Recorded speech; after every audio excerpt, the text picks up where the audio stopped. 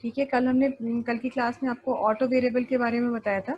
आज हम बात करते हैं स्टैटिक स्टोरेज क्लास की कि स्टैटिक वेरिएबल्स क्या होते हैं और स्टैटिक स्टोरेज क्लास कैसे डिक्लेयर की जाती है। तो स्टैटिक वेरिएबल्स के बारे में सबसे बड़ी बात तो जैसे आपको कल ही बताया था कि वो अपनी प्रीवियस वैल्यू को प्रिजर्व करके रखते हैं, स्टोर करके रखते हैं। उनके प्रोग्राम के वो ब्लॉक्स मतलब जो उसका स्कोप होता है ब्लॉक का, उससे बाहर निकलने के बाद भी उनमें वैल्यू रिटेन करके रखी जाती है। इनका जो स्कोप होता है ये लोकल होता है, जिस जगह पर ये डिफाइन किए जाते हैं, डिक्लेयर किए जाते हैं, बस उसी ब्लॉक के अंदर ही रहते हैं। यानी जिस करली ब्रेसेस के सेट के अंदर इनको डिक्लेयर किया जाता है, इनका स्कोप वहीं तक रहता है। यानी लाइफ टाइम और एक्सेसिबिलिटी उसी के अंदर रहेगी, आप उसके बाहर उन्हें एक्सेस नहीं कर सकते। लेकिन बस खास बात इनकी ये है कि ब्लॉक के स्कोप के खत्म होने के बाद भी ब्लॉक के अंदर इनिशियलाइज की हुई वैल्यू को वो रिटेन करके रखते हैं। इनकी डिफॉल्ट वैल्यू 0 होती है और इनका जो प्रोग्राम जो एग्जीक्यूशन टाइम होता है, मतलब जो लाइफ टाइम होता है, वो तब तक चलता रहता है जब तक कि प्रोग्राम का एग्जीक्यूशन खत्म ना हो जाए।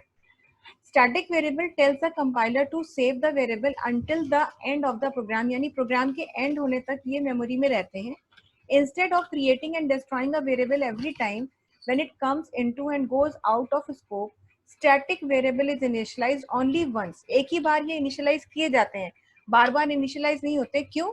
क्योंकि जब आप उन्हें फर्स्ट टाइम इनिशियलाइज करते हैं तो जो वैल्यू उनके अंदर रहती है वो प्रोग्राम के एंड तक उसमें सस्टेन करके रखते हैं, रिटेन करके रखते हैं। वो प्रोग्राम से बाहर आने का मतलब स्कोप के बाहर आने के बाद भी वैल्यू उसमें से वैनिश नहीं होती है। Static variable can either be internal और external depending upon the place of declaration. यानी स्टैटिक वेरिएबल जो आप डिक्लेयर करते हैं वो एक्सटर्नल भी हो सकते हैं, यानी कि ग्लोबल भी हो सकते हैं, और इंटरनल भी हो सकते हैं, और एक्सटर्नल स्टोरेज क्लास को भी बिलोंग करने हो सकते हैं।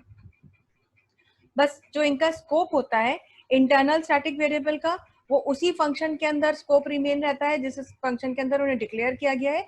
जबकि जब आप उन्हें एक्सटर्नल वेरिएबल की तरह से डिक्लेयर करते हैं तब वो आपका जो है उनका स्कोप और ज्यादा बढ़ जाता है, और आगे वो पूरे की पूरी फाइल में भी उनका रेस्ट्रिक्शन खत्म नहीं होता है। तो ये होती है स्टैटिक वेरिएबल की बात। और बाय डिफॉल्ट उनको जो है असाइन की जाती है वैल्यू 0। बाय डिफॉल्ट इन्हें 0 वैल्यू असाइन की जाती है, कंपाइलर इनको 0 वैल्यू देता है। एक स्टैटिक वेरिएबल को डिक्लेयर करने का यहाँ पर हम एग्जांपल देख लेते हैं। हमने सबसे पहले अपने प्री प्रोसेसर दिए यहाँ पर, फिर एक फंक्शन डिक्लेयर किया। ये देखिए यहाँ पे ग्लोबल फंक्शन डिक्लेयर किया गया है। फिर यहाँ मेन फंक्शन हमने अपना लिखा है। मेन फंक्शन के अंदर कुछ स्टेटमेंट दिए हैं जिसमें हमने अपने फंक्शन को ही कॉल किया है। यानी मेन के अंदर इस फंक्शन को कॉल कर रहे हैं जिसको पहले ही डिक्लेयर कर चुके हैं, और क्योंकि इसे ग्लोबली डिक्लेयर किया है तो इस फंक्शन को मेन के अंदर या किसी भी दूसरे फंक्शन के अंदर यूज किया जा सकता है। 3 बार सिर्फ ये फंक्शन कॉल किया गया है। अब नीचे फंक्शन को कहीं डिफाइन भी किया गया होगा, और फंक्शन की डेफिनेशन यहाँ दी हुई है। इसमें हम क्या कर रहे हैं, इसमें हम एक स्टैटिक इंटीजर डिक्लेयर कर रहे हैं। ए नाम का वेरिएबल डिक्लेयर किया है और स्टैटिक उसको डेटा टाइप दे दिया है।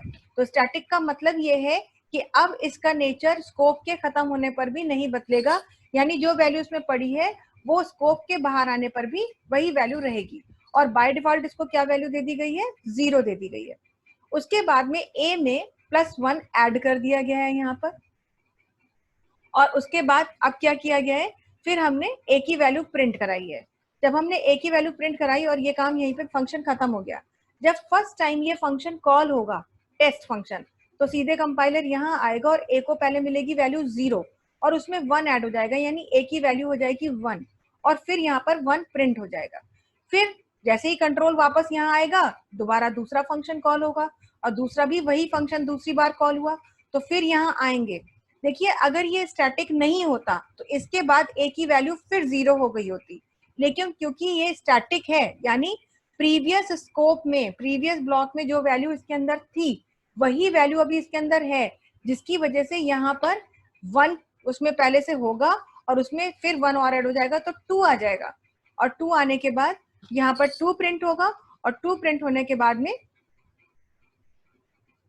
उसके बाद जो है आप फिर से देखेंगे कि फिर तीसरी बार ये फंक्शन हमारा कॉल हो रहा है, और कॉल होने के बाद फिर से वहीं पर हम फंक्शन में आएंगे, और प्रीवियस वैल्यू 2 हो चुकी थी यानी 1 प्रिंट हो चुका है, 2 प्रिंट हो चुका है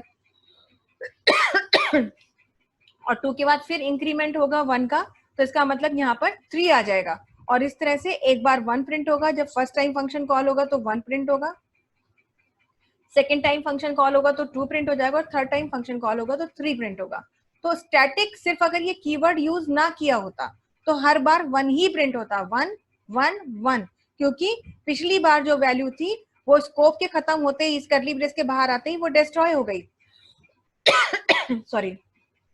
लेकिन अगर आपने स्टैटिक लगा रखा है तो जो वैल्यू इस ब्लॉक के से निकलने से पहले इसमें थी ए में, वो उसको रिटेन करके रखेगा और उसमें फर्दर इंक्रीमेंट होता चला जाएगा। ये स्टैटिक कीवर्ड का एडवांटेज होता है।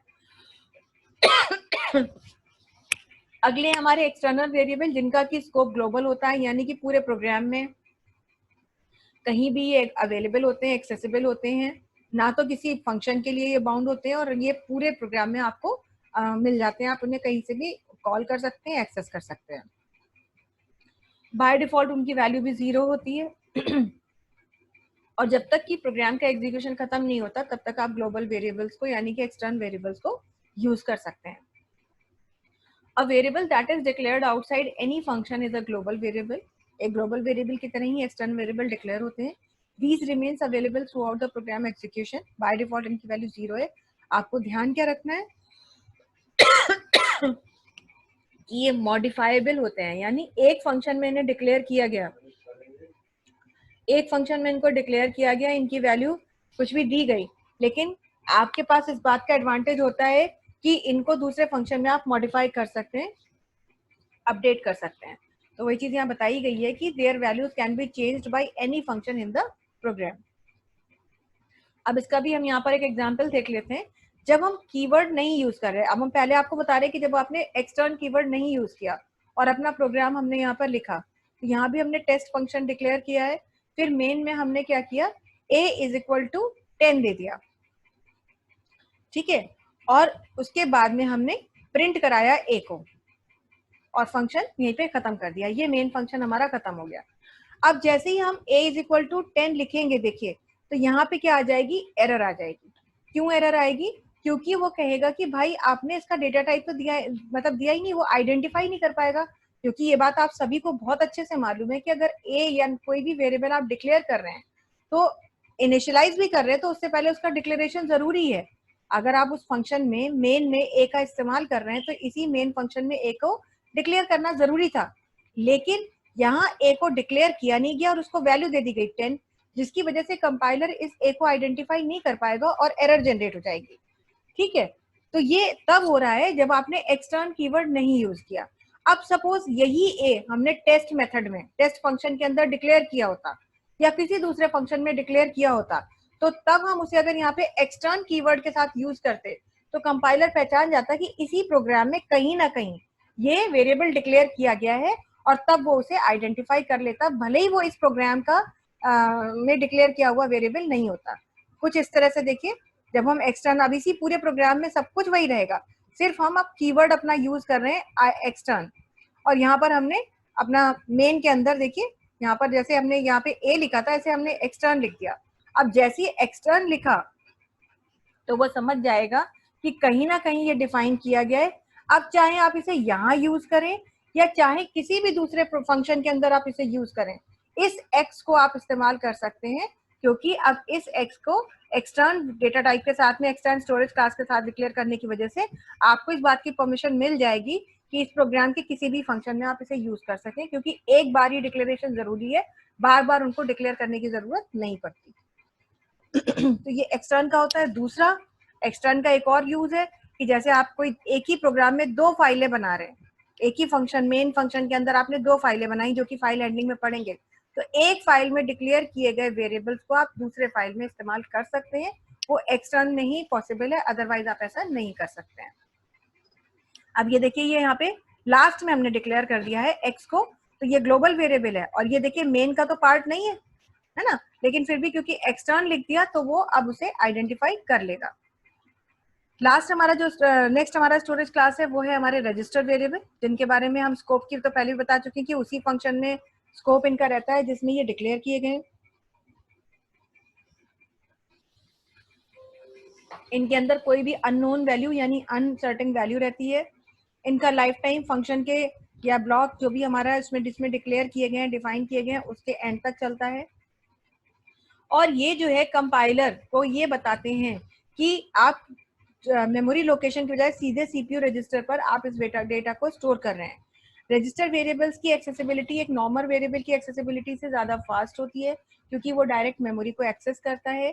Generally the frequently use variables are kept in registers, ये हम आपको पहले भी बता चुके हैं कि जो वेरिएबल्स का आप बहुत बार और बार बार जिन्हें यूज कर रहे होते हैं वो रजिस्टर में स्टोर किए जाते हैं। लेकिन बहुत कम वेरिएबल्स के साथ ऐसा किया जाता है, ऐसा नहीं कि कोई भी वेरिएबल आप रजिस्टर में स्टोर कर दें, क्योंकि रजिस्टर में स्टोरेज का परमिशन भी आपको तभी मिलेगा जब फ्री रजिस्टर्स अवेलेबल होंगे, नहीं तो वो नहीं करेगा।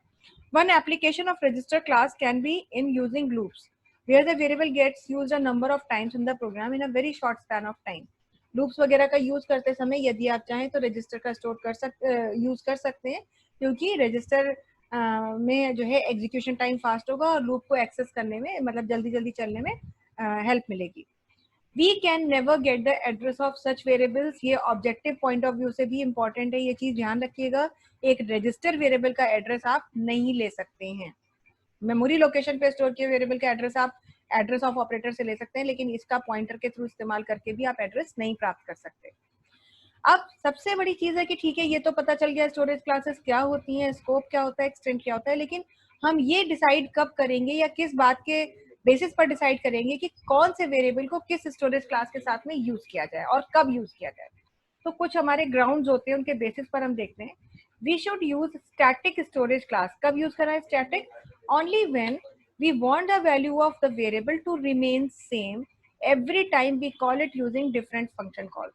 एक ही वेरिएबल को बार बार आप कॉल कर रहे हैं और फंक्शन बार बार उसके लिए कॉल किया जा रहा है, लेकिन आप ये चाहते हैं कि बार बार फंक्शन को कॉल करने पर भी वेरिएबल की वैल्यू पर कोई प्रभाव ना पड़े, जो वैल्यू उसमें है वही वैल्यू उसमें रिटेन रहे, तब आपको स्टैटिक स्टोरेज क्लास की जरूरत पड़ती है।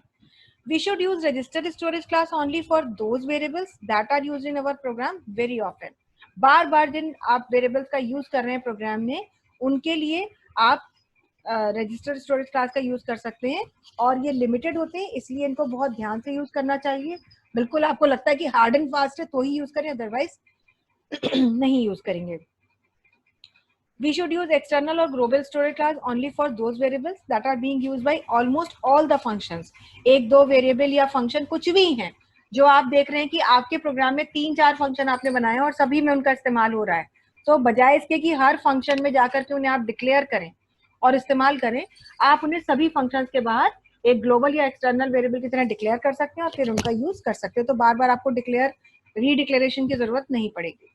और अगर आपका कोई खास ऑब्जेक्टिव नहीं है, कोई खास पर्पस नहीं है, तो फिर आप ऑटोमेटिक स्टोरेज क्लास का ही यूज करते हैं, जिसके बारे में हम आपको पहले से ही बता चुके हैं कि ऑटोमेटिक स्टोरेज क्लास का मतलब ही है कि बाय डिफॉल्ट वो ऑटोमेटिक ही होते हैं। आप ऑटो वर्ड लिखे या ऑटो कीवर्ड का यूज ना करें, बाय डिफॉल्ट सी लैंग्वेज में जितने भी वेरिएबल डिक्लेयर होते हैं वो ऑटो ही होते हैं, तो इसीलिए हम ऑटो कीवर्ड का यूज नहीं करते हैं। तो जब आपको कोई खास उद्देश्य नहीं है, आपने बस वेरिएबल डिक्लेयर करना है, ऐसा तो नहीं है कि हम इसे सभी फंक्शंस में एक्सेसिबल बनाना चाहते हैं, या हम उसे सीधे सीपीयू रजिस्टर में स्टोर करना चाहते हैं, या हम ये नहीं चाहते हैं कि उसमें जो वैल्यू पड़ी है वो रिटेन करके रखे, ब्लॉक के खत्म होने पर, स्कोप से बाहर आने पर जो वैल्यू थी वो उसी से डिस्ट्रॉय हो जाए और नए सिरे से काम चले। क्योंकि हर बार हमारी जरूरत यही नहीं होती कि मेमोरी रिटेन करके रखे, वैल्यू को रिटेन करके रखे, फंक्शन से बाहर आ गए फिर भी वही वैल्यू पड़ी रहे जो फंक्शन में थी। बहुत बार ऐसा भी होता है कि नहीं चाहिए हमको वो वैल्यू, तब ऐसे केस में हम ऑटोमेटिक रखेंगे, बाय डिफॉल्ट ऑटो रखते हैं, और ऑटो रखने के लिए आपको कुछ लिखने की जरूरत नहीं पड़ती है। तो इसके साथ ही खैर ये हमारा बहुत ही छोटा सा सेशन था, क्योंकि ये हमारा स्टोरेज क्लासेस का चैप्टर जो है हमारा खत्म हो गया है, और इसको इस प्रेजेंटेशन को ही आप लोग दोबारा देख लीजिएगा। आज ये प्रेजेंटेशन आप लोगों को भेज भी दी जाएगी, तो इसको आप बहुत ध्यान से देखिएगा, सारी चीजों को, पॉइंट्स को बहुत अच्छे से नोट करिएगा। नोट इन द सेंस कि आप अपने जो भी नोट्स बना रहे हो, छोटी मोटी चीजें, जो चीजें मैंने बोली कि जैसे ऑब्जेक्टिव के लिए बहुत इंपॉर्टेंट है, तो वो ऑब्जेक्टिव में आपको हेल्प करेंगी, क्योंकि इसमें कोई प्रोग्राम वगैरह नहीं आएगा कि इस पे प्रोग्राम बनाइए। आपको हो सकता है ये जैसे एग्जाम्पल लिखा है यही दे दिया जाए कि बताइए इसका आउटपुट क्या होगा, मतलब इसका तो नहीं, लेकिन जैसे ये जो प्रोग्राम दिया था कि बताइए इसका आउटपुट क्या होगा। तो ये सब चीजें जो है आपके लिए तभी हेल्पफुल होंगी, आप इन चीजों को समझ पाएंगे जब आपने इन पर जो है अच्छे से चिंतन मनन किया हो, इन चीजों को अच्छे से सोचा हो। और अगर आपने इसे नहीं ध्यान दिया है तो बहुत सी चीजें आते हुए भी आप मिस कर जाएंगे। तो छोटी छोटी चीजें हैं, छोटे छोटे नोट्स के फॉर्म में ही इसीलिए आपको दी गई है ये प्रेजेंटेशन। बहुत ध्यान से इसको देखिएगा, उसके बाद अगर आपके पास लिटरेचर अवेलेबल है तो पढ़िए नहीं तो इतना भी अगर आप समझ लेते हैं तो that is more than enough. तो ये चैप्टर हमारा यहीं पर खत्म हो गया स्टोरेज क्लासेस का। अगला जो हमारा चैप्टर है वो हम करेंगे फाइल हैंडलिंग। वैसे तो हमें लिंक लिस्ट करना चाहिए सीक्वेंस के हिसाब से, अगर हम चलें तो अगला चैप्टर हमारा डेटा स्ट्रक्चर का है, लेकिन हम सोच रहे हैं कि पहले हम फाइल हैंडलिंग खत्म कर दें। तो फाइल हैंडलिंग खत्म करने से फाइल वाला जो कॉन्सेप्ट है वो पूरा हो जाएगा हमारा, और लास्ट में हम लिंक लिस्ट वाला चैप्टर लेंगे जिसमें लिंक लिस्ट के प्रोग्राम्स आ सकते हैं आपके, तो वो प्रोग्राम भी करेंगे, और आपका स्टैक और क्यू से थ्योरी आती है, उसकी प्रोग्रामिंग नहीं आती है तो वो थ्योरी भी करा देंगे।